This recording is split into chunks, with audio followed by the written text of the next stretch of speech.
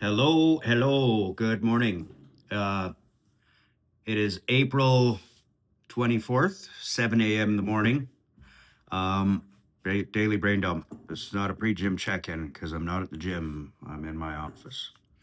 I want to get a good couple hours. I got a meeting with my client today at 2, I think with the owner as well. So try and impress, dress to impress. I didn't sleep great last night. I ruminating thoughts and trying to unpack this, that, and the other thing, and talking to AI and like caramba. So I'm tired this morning, but I'm up. I'm awake. I'm going to work on the computer um, for probably an hour or two, and then I'm going to go for a wee walk. Excuse me, if it's not tremendously cold outside. Fuck, I haven't even washed my face. Sorry, it just dawned on me. I literally got out of bed and went and made myself a coffee. Ooh, look at that. It says Alex. I bought that mug when I went to Toronto about I don't know, 2017 or 18. I went for the day. I had been chatting with a woman on Bumble or Tinder or something. I can't remember. I tried that on and off. I'm not a huge fan of dating apps, but I gave it a go once in a blue moon. Anyway, long story short, I I went to Toronto to meet a woman that I had met on Bumble or whatever, and um, we did video chat, among other things. I talked to her on the phone almost daily. And there were red flags. She was kind of dramatic, not dramatic, but I don't even know. But my loneliness got the best of me. And I looked past the red flags and she was pretty hot. So there's that too. There's like stupid male naivety. Don't count your chickens before they hatch, first of all. And sometimes if it too good to be true, it might be. If it looks like a duck, it quacks like a duck, then it's probably a duck. Anyway, lesson learned, water under the bridge. The point of the story, again, sorry, sidetracking myself here, is I went to Toronto after about 6 months of chatting with her. Maybe it was 4 months. And I jumped on an airplane at about 5 in the morning and went to Toronto. And the idea was to meet her and go for a walk on the boardwalk and explore Toronto and spend the day with her and kind of figure out where we'd go from there. She had previously lived in Winnipeg and then moved to Toronto with her son. And yeah, I went and met her. And the look of disappointment on her when she walked up to me, I was immediately like, oh, fuck, what did I just do this for nothing? Like, we had discussed this, and both of us had kind of mentioned, like, well, what happens if we're not into each other? And that was why I thought we did, video calls. And I was honest with her as best as to the best of my knowledge, I was honest with her. I disclosed my height. She knew what I looked like. I'm 5'8", for those of you that must know. Um, anyway, I'd shown her full body pictures. At the time I was in pretty good shape. So I wasn't ashamed of it or anything. And, the way I dress is the way I dress. I don't dress fancy unless I'm at a wedding or something. And otherwise, I'm very much so a t-shirts, jeans, and sneakers kind of guy. I don't put a lot of thought into clothing because I'd rather spend the mental energy on other things. But I can dress up. But I told her I wasn't going to for coming to Toronto because it wasn't a job interview, and I wanted her to see what I looked like 99% of the time, not 10% of the time.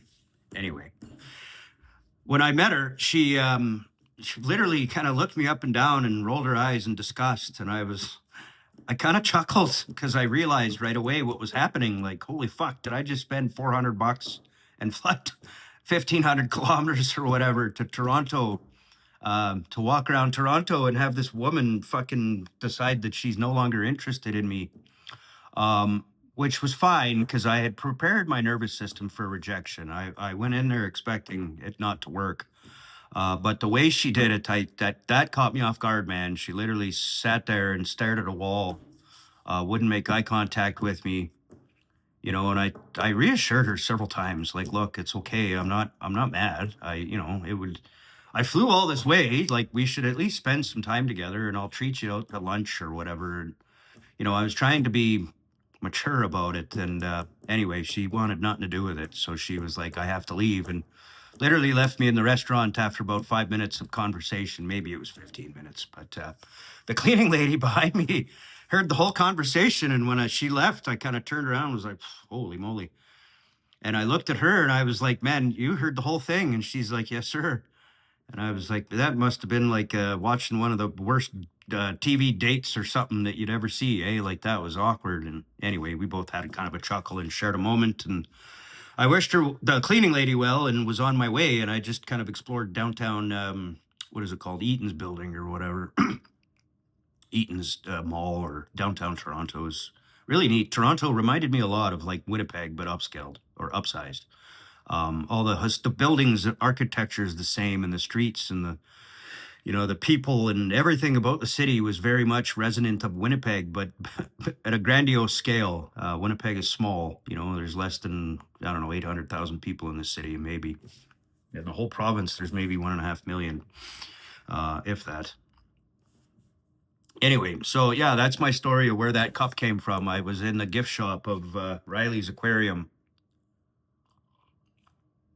and I walked around and I seen the mug and I bought it. So as a side note, though, I hadn't talked to her. Anyway, she went her way and I went mine, and I'd walked around Toronto for about 2 hours before I ended up back at the CN Tower. And I wasn't paying attention to my phone because I don't know. I had a gut instinct, and sure as shit, when I looked at my phone at about 3 hours after seeing her, like, bombed me with messages and accusatory. Oh my, there's a new way of pronouncing it. Accusatory type messages that I was following her out of the mall, and that I was stalking her son, and she was reporting me to the RCMP. And then she was nice. Then she was, like, I'm sorry, I didn't. You're not my type. You're short, fat, and ugly. I don't like bald guys. And at that point, I was like, hey, enough, lady, right? So I turned my phone off. I texted my parents and said I was in Toronto having a good time and I was going to explore. The date didn't go well, and I turned my phone off. So I just explored Toronto, man. I rode that up train or whatever the hell it was, and I walked around downtown Toronto and went and had lunch at Boston Pizza or something, and I just walked around Toronto, and it was really neat. I really enjoyed it. I felt like I don't know, that the littlest hobo character from Fraggle Rock or something, the kid with a backpack that just kind of explores by himself. Anyway, fast forward about 8 o'clock or 6 o'clock, 8 p.m. or 6, I can't remember. It was later in the evening, start of the evening. And I jumped on the up train, whistled back to the airport, and I figured, well, Toronto airport's huge, man. And for an aviation geek like myself, that's almost better than exploring downtown Toronto. There was all kinds of planes that I could look at. So that's what I did. I went to Toronto and just kind of explored the Pearson airport. And my flight was supposed to depart at 9 p.m. or something. It was a later flight. Like, I'd come on first thing in the morning and I was going to spend the whole day there. And I did. But my flight was delayed for weather or something like that. And I didn't end up leaving Toronto until about 10 o'clock local time. And anyway, yeah, so the whole time I'm sitting on the airport and I'm nervous about turning my phone on because this woman is starting to scare me. Yeah, not her scare me, but the threats of involving the RCMP. I was like, oh my God, what? What did I do? It's like trying to recount, like, did I say anything incriminating? And I didn't. I'm confident she was just fucking nuts. And I don't know. She's convinced that I was stalking her, which I wasn't. And I would go to the grave defending that. But anyway, I was hurt, if anything. But whatever. My ego bruised isn't going to make me stalk somebody. So yeah, long story short, I go to Toronto. I meet her. She turns me down right away. And that was awkward and rough, hard on the ego. I explored Toronto, and then she persisted sending me messages and calling me a creep and a fucking, I don't know, all the things. She called me an ugly troll and fucking this, that, and the other thing. But, I took it in jest, and just, it is what it is, man. I knew, I'm smart enough to recognize insanity when I see it, and that she fit the bill. So I was like, whoo, I dodged a bullet. Whoa. But she continued texting me, and I ended up blocking her on Facebook and Bumble. And she continued messaging me on Facebook because it was a couple of years later where I was going through my desktop version of Facebook, and I had found, I don't know, like a backdoor for archived messages or something, and I opened it up and I read all her messages, man, and she texted me for like 2 or 3 months straight, calling me a this, that, and the other thing, and everything cruel and rude under the sun. And I was just like, holy moly, this woman is nuts. That's a lot of determination to target somebody that you thought was ugly and a troll. But oh well, what are you gonna do? She wasn't exactly, creme de la creme herself. She was all right. Who am I kidding? She was pretty hot. I wouldn't have flown to Toronto for someone I thought was yuck. Anyway, that's my Friday story. I hope it helps you feel better about yourself and choices and decisions you made in life, and maybe rejections that you've experienced.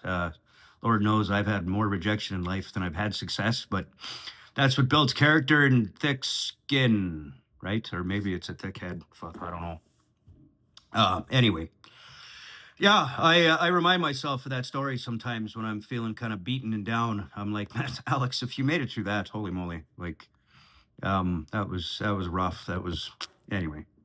It would have been a lot easier if it was a woman that was local that I met for coffee and just sat down for 5 minutes and said, "I'm not feeling it. Bye." But talking to someone for 6 months and flying halfway across the country to meet them was sort of an investment. But it was a gambled risk, man. I understand that it was an investment opportunity, not a guarantee. And I went for it because that's what I do. I swing for the fences and hope for the best. It's one of those lessons in life too. I learned where if you're shooting, if you're aiming at the moon, you better use a rocket, not a shotgun, kind of thing. Like you're the vehicle of choice matters, and I wasn't in the right vehicle for her. I don't know what she expected. Someone taller and more handsomer. Someone that made 500 grand a year. I don't know. I didn't check any of those boxes. So anyway, I didn't qualify for her mortgage loan. So yeah, obviously I'm contending with a lot right now in my head. That's why I'm sharing that story. Things went a little okay with the client.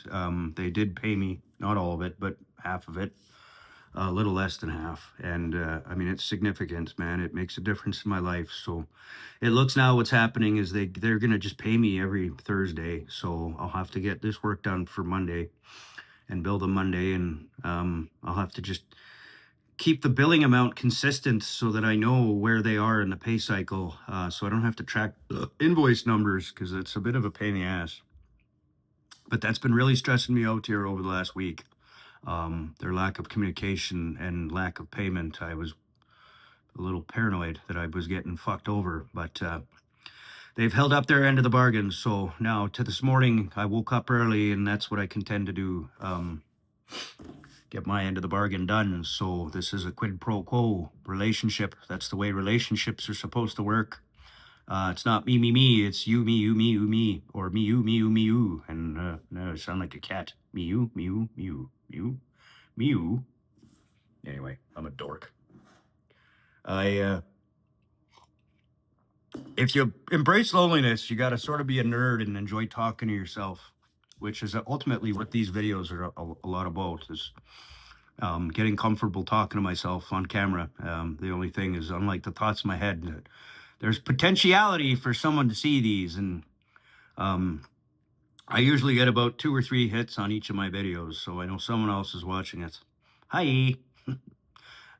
Anyway, I've said enough, guys. That was a long personal story. It's kind of embarrassing, but I like putting myself out there, making myself feel vulnerable, because that's what makes me come back better, faster, stronger. I think. Well, I don't know about stronger. I barely got out of bed today. My hip was pretty fucking sore, man. That injection I got a little over a month ago is starting to wear off. Unfortunately, I went and borrowed my dad's ladder. It's a 24-foot step ladder, and put it in the top of my Jeep and hauled it home. And it was heavy, so it put a lot of strain on my hip. And this morning I woke up and I felt it. And the other thing that I did was kind of funny is I turned the heat off because it was fucking like 20 above yesterday, and then it got really cold all of a sudden. And so I turned the heat off, forgot to turn it back on, or didn't. And I woke up this morning and my house was 59 degrees Fahrenheit. I don't know what that is in Celsius, but it's about 2 degrees colder. It's about 2 degrees too much. What am I trying to say? Holy moly. It's about 2 degrees warmer than your cat's feet sticking to the floor. So he was cuddled up with me all night under the covers. I woke up this morning with the cat lying beside me with his head outside the blankets. It's like he's a little human sleeping. It was too cute. But anyway, that's my story and I'm sticking to it. Funny joke that I just heard. Share it with you as a sign out. What do you call... How does that joke go now? What do you call a man with a rubber toe? Roberto. Have a great weekend. Bye now.